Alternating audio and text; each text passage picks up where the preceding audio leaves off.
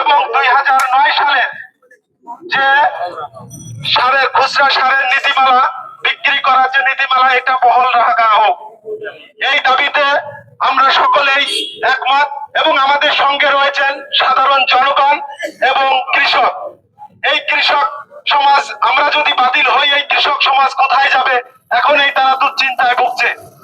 তারা দরিদ্র কৃষক আমাদের কাছ থেকে বাকি ক্রয় করে নিয়ে তারা মাঠে ফসল ফলায়।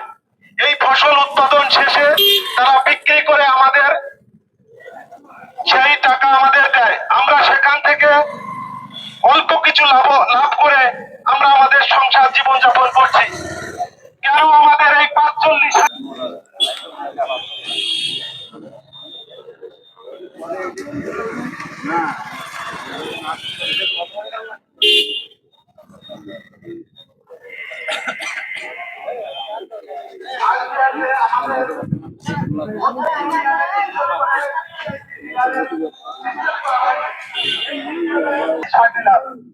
এখন থেকে যে নীতিমালা হয়েছে সেখানে 5 লক্ষ টাকা। তাহলে আপনারা বোঝেন, যারা এই যে ব্যবসা করছে, এই ব্যবসাটা ইউনিয়নের 3 ভাগ হবে। পাশাপাশি 15 লক্ষ টাকা জামানত সরকারের ঘরে দিতে হবে। এতে করে কি হবে? সরকারের এই সারের সিন্ডিকেটটা বাড়বে এবং কৃষক ভোগান্তিতে পড়বে। কৃষক আলটিমেটলি সর্বশেষ ভোগান্তির এই খুচরা সারের 2009 সালের নীতিমালাকে বহাল রাখুক এবং 2025 সালের নীতিমালাকে বাতিল করা হোক।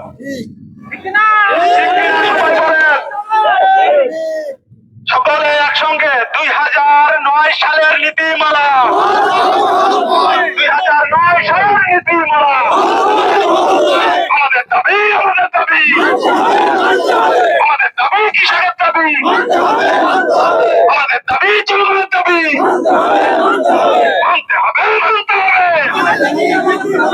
2025 সালের নীতিমালা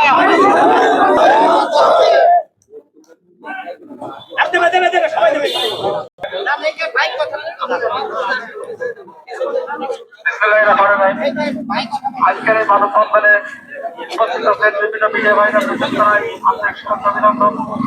আমরা আজ এই মানববন্ধনের উদ্দেশ্য হলো 2009 সালে আমরা সার বিক্রেতা টোটাল সারা বাংলাদেশে আমরা 2098 থেকে 2007 থেকে আমরা সার বিক্রয় করে আসছি। তারপর 2009 সালে একটা নীতিমালা তৈরি হয়। নীতিমালা আলোকে পত্রিকায় বিজ্ঞপ্তি আছে, বিজ্ঞপ্তির আলোকে আমরা দরখাস্ত করে আপনাদের গোডাউনের ভাড়া সবকিছু যাচাই বাছাই করে সরকার আমাদের নিয়োগ দেয়। সেইভাবে আমরা খুচরা সার বিক্রি করে আসছি। 2009